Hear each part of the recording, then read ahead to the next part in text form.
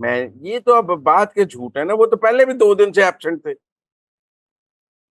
आप मेरी बात समझे, वो तो पहले भी 2 दिन से एब्सेंट थे। स्टेट डिफेंस काउंसिल मुकर्रर हुआ हुआ था। ये तो अब केस को इनको पहले इनका ख्याल था कि वकील पेश नहीं होंगे तो रोज तारीख पड़ती जाएगी। जज ने हम्म। जो है कानून का सहारा लिया, स्मार्टनेस की, स्टेट डिफेंस काउंसिल लगाया। इनका ख्याल था हम 342 का बयान नहीं देंगे तो हाईकोर्ट से जाके स्टे ले लेंगे।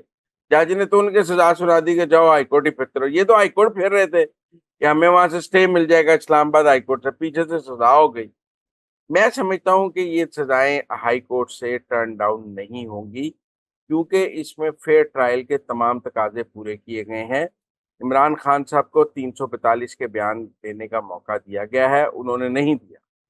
इसी तरह उनके वकील अपनी मर्जी से 2-3 दिन एब्सेंट रहे हैं, स्टेट डिफेंस काउंसिल मुकर्रर हुआ है। अदालत कभी ये नहीं कहेगी कि अगर आपका वकील गायब था तो आपको दोबारा मौका दे दिया जाए। भाई क्यों दे दिया जाए? सारे मुलजम अपने वकील गायब कर देंगे, फिर तो कोई ट्रायल चल ही नहीं सकेगा। मुलजम वकील गायब कर देंगे और ऊपर हाई कोर्टों से सजाएं कालअदम करते रहेंगे, फिर तो कोई ट्रायल मुकम्मल ही नहीं हो सकता। लिहाजा मेरे ख्याल पर में मुजम्मिल साहब, कानूनी तकाज़ों के हवाले से और प्रोसीजर के हवाले से कहा जा रहा है कि तरीकाकार फॉलो नहीं किया गया और 17 गवाह जो पेश किए गए उस पर पीटीआई को जरा करने की भी इजाजत नहीं दी गई। ये कैसे हो सकता है? आप गायब थे तो कैसे इजाजत देते? जज ने कहा वकील गवाह हाजिरा जिरा कर लें, आपके वकील मौजूद ही नहीं थे 2 दिन। जिरा के खत्म हो गया। मेरा मतलब है आप अदालत से एब्सेंट नहीं हो सकते। हम्म। अगर आपने तारीख लेनी है तो भी अदालत में पेश होकर लेनी है ना, घर बैठे तो नहीं ले सकते। वकील पेश होकर तारीख लेते हैं। खान साहब थे, वकील थे, एब्सेंट हो गए, गायब हो गए। तो गायब होने का तो कोई तस्वर नहीं है ना कि वकील साहब है ही नहीं तो आप कहेंगे कि जी अब आप ट्रायल ना चलाएं, मैं मौजूद नहीं हूँ। लिहाजा मेरी जो राय है वो ये है कि ये एक ब्लंडर हो गया है पीटीआई से, लीगल ब्लंडर हो गया है एब्सेंट होने का। इसकी वजह से उनको उनकी सजाएं कालअदम नहीं होंगी, ये सजाएं सस्टेन कर जाएंगी।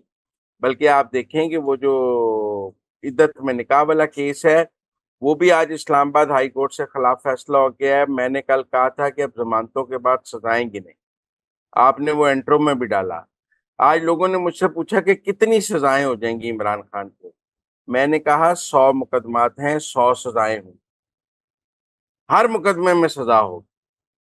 ये नहीं, 9 यानी मई आप के कह जो रहे हैं ये 2 केसेस के बाद जितने केसेस हैं उनको हर केस में सजा होगी।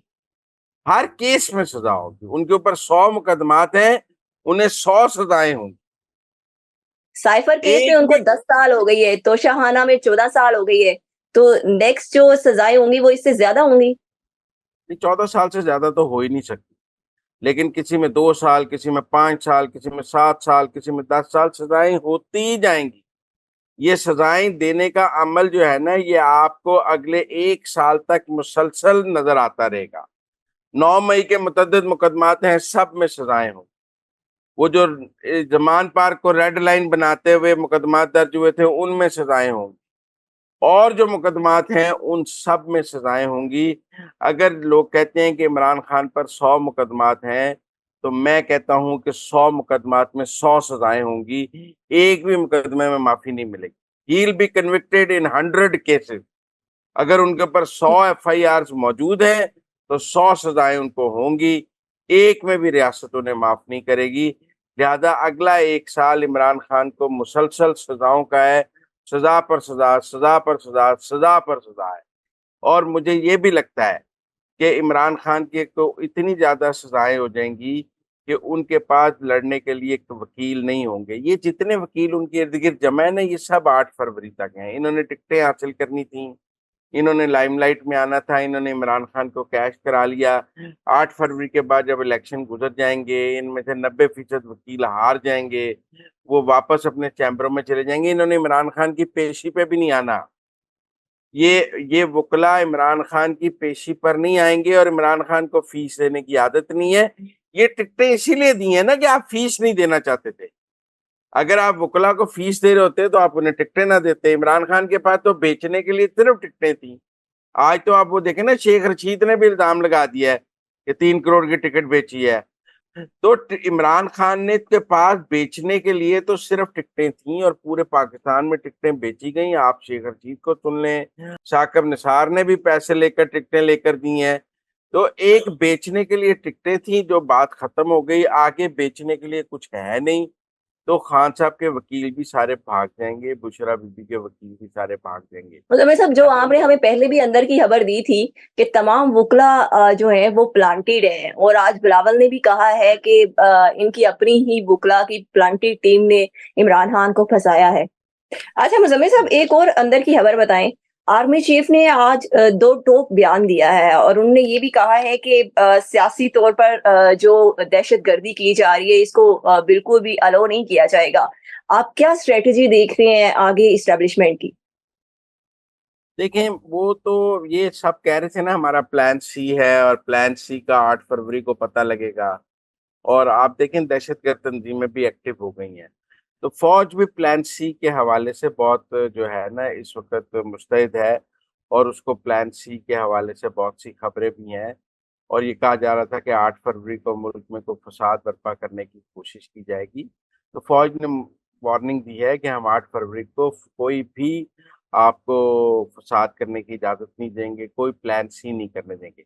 वैसे तो मेरे ख्याल में सबकी तसल्ली हो गई होगी, 2 दिन में 2 सज़ाएँ हैं।